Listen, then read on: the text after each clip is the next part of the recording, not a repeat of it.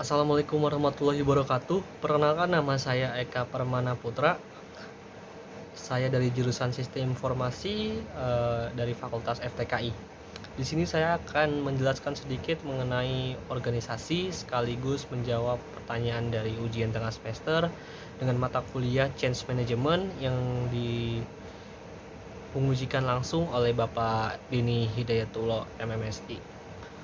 Baik, di sini ada beberapa soal mengenai organisasi.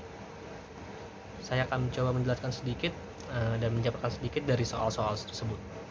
Di sini soal yang pertama adalah berikut ini merupakan macam-macam perubahan. Ada perubahan tidak berencana dan juga ada perubahan berencana. Coba dan jelaskan perubahan-perubahan yang ada di atas. Di sini saya sudah merangkum ada beberapa perubahan-perubahan baik itu berencana maupun tidak berencana.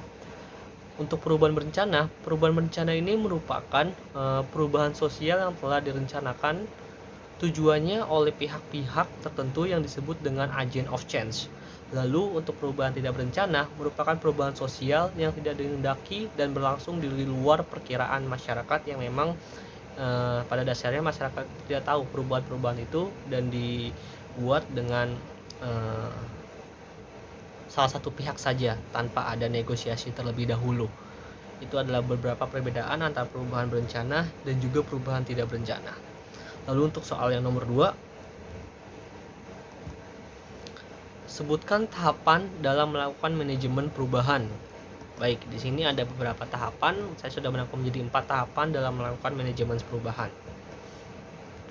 Di antaranya yang pertama itu adalah identifikasi perubahan. Jadi identifikasi perubahan ini adalah tahapan merupakan tahap paling menentukan dalam suatu organisasi.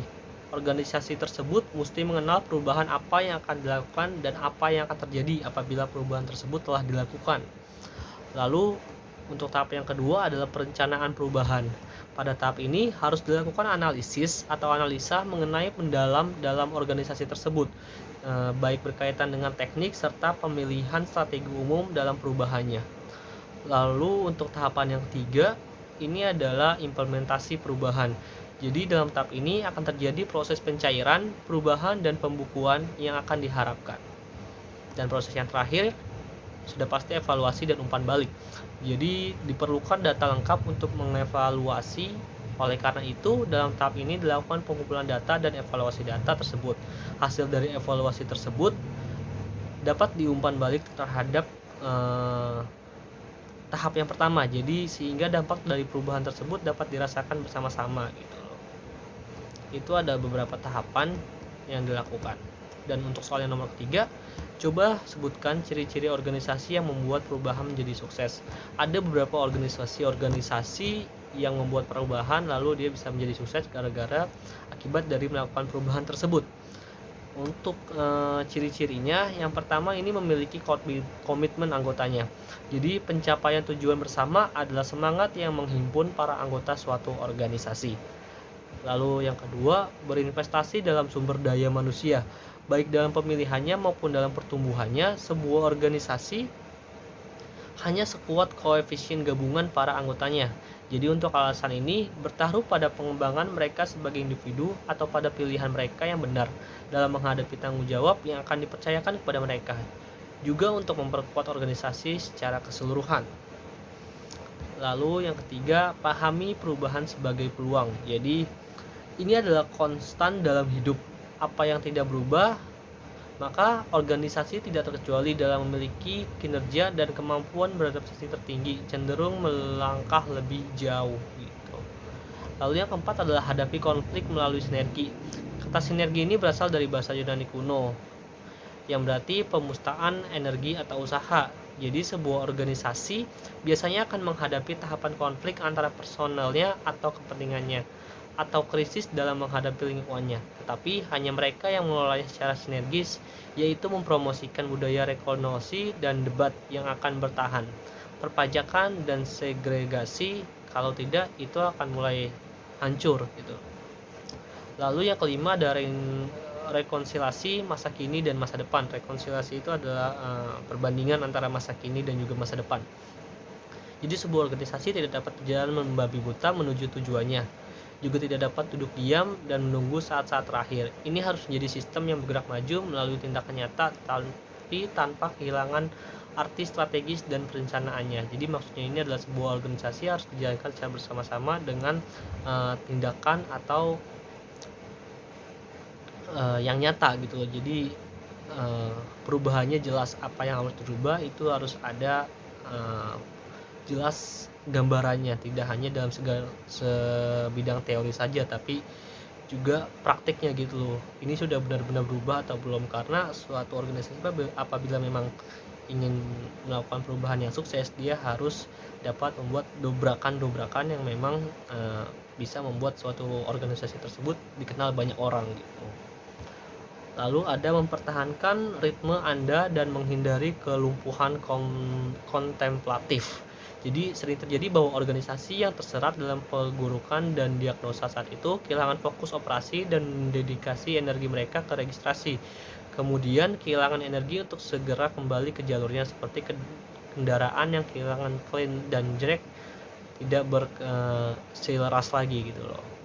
Jadi makna dari mempertahankan ritmenya adalah selalu saling bersupport dan selalu saling mengingatkan apabila ada suatu anggota kelompok yang memang keluar dari jalur atau dari perubahan tersebut gitu loh. Kita harus selalu mendukung dan mensupport teman kita untuk mencapai kesuksesan bersama. Lalu mengambil resiko. Ada dua kesalahan yang dapat dilakukan organisasi: tidak pernah mengubah strateginya dan menjadi mandek dalam prosedurnya, atau terus-menerus mengubahnya dan tidak pernah mengambil langkah tertentu. Salah satu sama-sama berbahaya gitu. Jadi intinya adalah kita harus berani salah gitu. Kalau misalkan kita mau berubah, ya kita harus mengalami kesalahan dulu, karena dari kesalahan itu kita dapat belajar gitu loh, dari pengalaman apa yang udah kita perbuat dan menjadikan pengalaman buat kita untuk kedepannya. Semoga kita tidak mengalami kesalahan yang sama gitu, belajar dari pengalaman. Lalu ikuti kompetisinya. Daya saing dapat menjadi nilai atau obsesi bagi organisasi umum.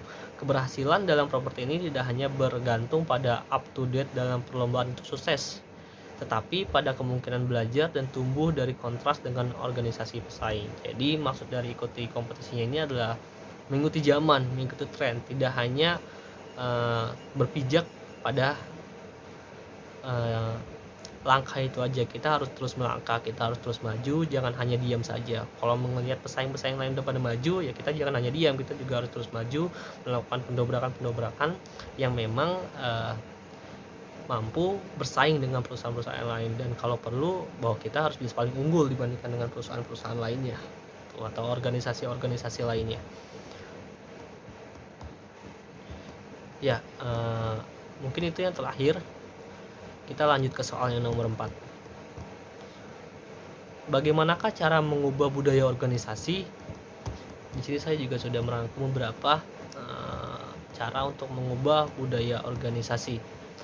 Yang pertama adalah melakukan fase penelitian. Jadi untuk mengubah suatu budaya organisasi, seringkali HR ini terjebak dalam melakukan pembicaraan mengenai budaya organisasi baru. Padahal pengertian mengenai budaya organisasi lama akan sangat membantu pengambilan keputusan yang tepat. Mulailah mencari dana dan menganalisis faktor-faktor budaya organisasi lama seperti nilai, kebiasaan, proses, kebijakan, dan dokumen-dokumen. Semakin besar suatu perusahaan, semakin beragam pula faktor yang akan didapat. Dengan mengubah budaya lama beserta kekurangannya akan membantu pembentukan budaya baru. Kita belajar dari budaya yang lama, kita belajar dari kesalahan budaya yang lama, kita bentuk ke budaya yang baru, dan dapat semakin menyinkronkan dan semakin menguatkan suatu organisasi tersebut. Itu memang awal-awal terasa begitu berat, tapi kita percaya bahwa seiring berjalannya waktu pasti akan terbiasa gitu loh dengan budaya-budaya baru. Lalu yang kedua, yakinkan jika budaya organisasi dapat diubah. Seringkali para sesepuh perusahaan merasa skeptis terhadap perubahan budaya organisasi. Hal ini disebabkan pandangan mereka yang memandang perubahan budaya organisasi yang dilakukan pada saat terjadi perubahan lingkungan bisnis internal dan eksternal yang drastis, dan meskipun perubahan dibicarakan secara detail, hasilnya pun tidak sedetail dan seindah pembicaraan. Pandangan tersebut memang ada benarnya, akan tetapi HR dapat membantu mereka dengan menetapkan contoh bagaimana perubahan budaya organisasi dapat stabil jika dilakukan secara proaktif dan positif searah dengan tujuan strategis perusahaan. Biasanya ini memang yang anggota-anggota kelompok atau karyawan-karyawan yang lama gitu loh ya, selalu membanding-bandingkan antara budaya yang lama dengan budaya yang baru. Oh, yang dulu begini, oh yang baru segini, sekarang yang baru lebih ribet gitu loh. Namun di balik itu semua, kita percaya dan kita yakin di balik perubahan itu pasti ada maksud dan tujuan tertentu untuk menggapai kesuksesan bersama suatu perusahaan. Lalu ajarkan cara untuk mengubah hal tersebut. Sebagai HR, kita tidak dapat berasumsi jika sesepuh perusahaan tahu faktor-faktor apa saja yang paling berpengaruh terhadap budaya organisasi. Beberapa mungkin sudah memiliki pengalaman dan keahlian, tetapi bagi yang lain perubahan budaya merupakan jalan yang baru dan tidak pasti.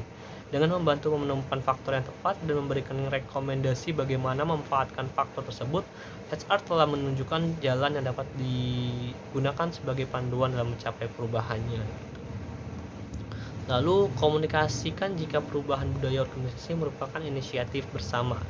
Maksudnya adalah ini adalah keputusan bersama, ini adalah kewenangan bersama. Jadi semuanya harus diinformasikan bahwa ini adalah perubahan budaya yang baru dan sudah disepakati oleh semua anggota karyawan, bukan hanya segelintir pihak-pihak saja gitu. Itu untuk soal yang nomor 4 ya. Kita lanjut ke soal yang terakhir yang nomor 5. Sebutkan dan jelaskan teknik dalam mengurangi tantangan perubahan.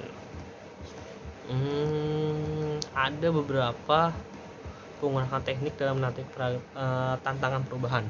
Yang pertama adalah pendidikan dan komunikasi.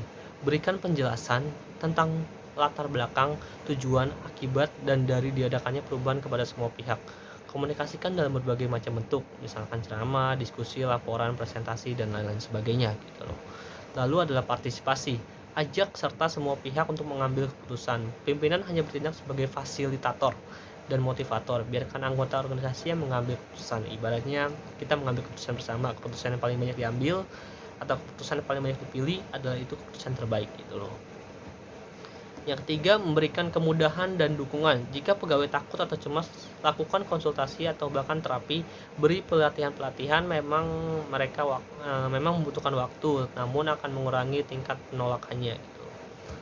Lalu negosiasi. Cara lain yang juga bisa dilakukan adalah melakukan negosiasi dengan pihak-pihak yang menentang perubahan. Cara ini bisa dilakukan jika yang menentang perubahannya itu tidak kecil atau tidak sedikit, misalkan dengan serikat pekerja dan lain-lain sebagainya. Lalu manipulasi dan kooptasi. Manipulasi adalah menutupi kondisi yang sesungguhnya, misalkan memelintir atau twisting fakta agar tampak lebih menarik, tidak mengutarakan hal yang negatif, sebarkan rumor dan lain sebagainya.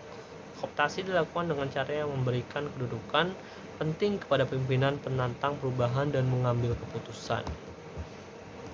Jadi itu ada sedikit penjelasan mengenai organisasi-organisasi, perubahan-perubahannya apa saja sih yang dia harus lakukan. Mungkin sekian dari saya penjelasannya tentang organisasi. Kurang lebihnya mohon maaf. Terima kasih. Wassalamualaikum warahmatullahi wabarakatuh.